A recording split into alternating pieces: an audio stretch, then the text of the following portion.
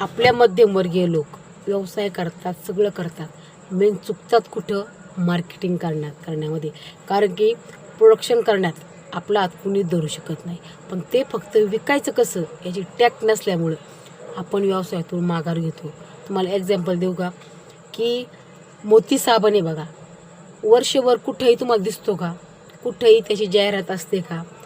कधी त्याची जाहिरात तुम्ही टी व्हीवरती तरी पाहता का? परंतु नेमकी दिवाळी आली की मोती साबण जागा होतो की नाही? मग त्यांचं कसं आहे, वर्षभर प्रोडक्शन करतात आणि एकाच महिन्यात अख्खं मार्केट कॅप्चर करतात. त्याला म्हणतात ओरिजिनल मार्केटिंग. आपली मार्केटिंग कशी करायची ही जर आपल्याला कळली ना, तर आपण बिझनेसमध्ये नक्कीच सक्सेस होऊ शकतो. एका महिन्यात ते अख्खं मार्केट कॅप्चर करतात. दुसरे कोणतेही साबण दिवाळीमध्ये माणूस घरी आणतच नाही. आणि त्याची म्हणजे एकच लाईन ठरलेली, उठा उठा दिवाळी आली, मोती स्नानाची वेळ झाली.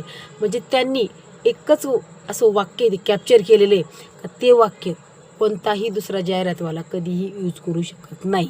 मग आपल्यालासुद्धा प्रेझेंटेशन एवढं महत्त्वाचं असतं ना, की आपण त्या प्रेझेंटेशनमध्ये कोणतं वाक्य कधी बोलायचं आणि काय ठरवायचं हे महत्त्वाचं असतं. मग तुम्हाला मार्केटिंग करायची असेल ना, काही शाब्दिक उदाहरणंसुद्धा लक्षात ठेवा, काही शब्दाच्या ओळीसुद्धा लक्षात ठेवा, की त्याने पुढला कस्टमर कॅच झाला पाहिजे, कॅप्चर झाला पाहिजे, तरच तुम्ही बिझनेसमध्ये राहू शकता. नाहीतर नुसतं प्रोडक्शन करताय त्याला काही उपयोग नसतो. मेन तुम्हाला खपावता आले पाहिजे. 2 रुपयाची वस्तू 10 रुपयाला कशी जाईल आणि ती कस्टमरला कशी पटन, हे जेव्हा तुम्हाला जमेल ना, तेव्हा तुम्ही ओरिजिनल बिझनेसमॅन झालेले असताल. मार्केटिंग म्हणजे दुसरं काही विशेष नाही आहे. फक्त आपल्या 2 रुपयाची वस्तू 10 रुपयाला विकायचीच आहे आणि त्या रेटचीच आहे हे कस्टमरलासुद्धा पटवून द्यायचं आहे. तेव्हा कुठं तुम्ही बिझनेसमॅन होऊ शकता. म्हणून नक्की विचार करा आणि मार्केटिंगच्या बाबतीत काय तुम्हाला शिकता येईल तेवढं नक्की शिकून घ्या.